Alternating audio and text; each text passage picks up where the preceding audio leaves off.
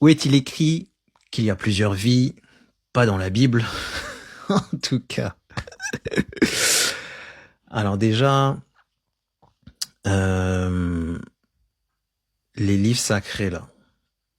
Il y en a tout autour du monde, soit Bible, Coran, Torah, Bhagavad Gita, il y en a eu partout dans le monde. Et il faut être un initié pour pouvoir les lire. En fait, c'est des livres très intéressants, très complexes. Il faut vraiment un haut niveau de conscience, un haut niveau initiatique pour comprendre. Il y a de la géométrie dedans, c'est des mathématiques, en plus il faut comprendre les langues sacrées. Bref. Ensuite, le meilleur livre, ça reste la nature et sa propre expérience.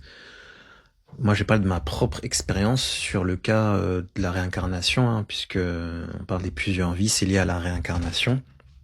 Déjà, plusieurs traditions en parlent partout dans le monde.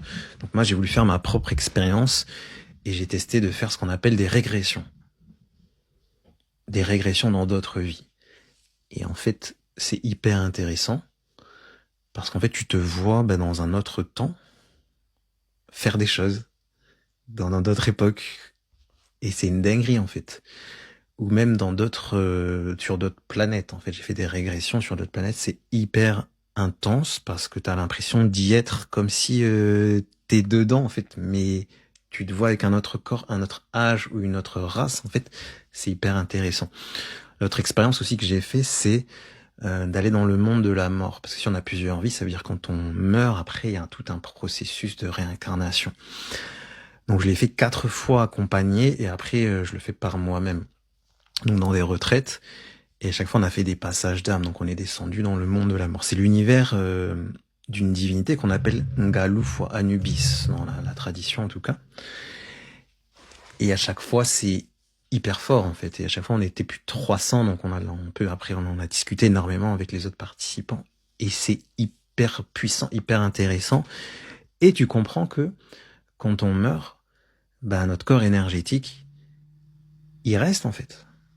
Et il peut aller en plusieurs endroits en fonction de notre éveil, de notre niveau de conscience, de notre taux de vibration, des guides avec qui on a travaillé dans notre vie, de notre karma, de toutes nos dettes qu'on a fait. Et on a pu faire aussi des voyages dans la 5D où se trouvent les ancêtres qui, eux, ont ascensionné. C'est-à-dire qu'il y a ceux qui se réincarnent, ceux qui sont perdus. Ils sont bloqués dans des bas astrales ou dans des dimensions bizarres ou bloqués sur Terre. Et à ceux qui sortent de ça et qui arrivent à ascensionner, à continuer leur vie dans d'autres dimensions. Et on a pu aller les rencontrer plusieurs fois. Et moi, en tant que chaman, je sais comment y aller, donc moi j'y retourne. Et c'est là où tu comprends, parce qu'ils t'expliquent, tu les vois, tu les sens, tu vois tous ces êtres de ta lignée, de ta famille qui eux sont passés. Et tu fais le lien, en fait. Ça devient logique que, ouais, en fait, on se réincarne tant qu'on n'a pas fait la mission de vie, tant qu'on a encore des dettes.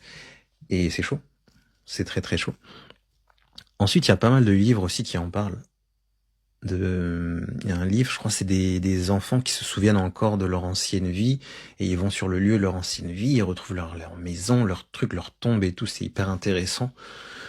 Donc faites vos propres recherches et aussi faites vos expériences spirituelles. J'organise un challenge, 7 jours, gratuit. Le lien, il est en bio.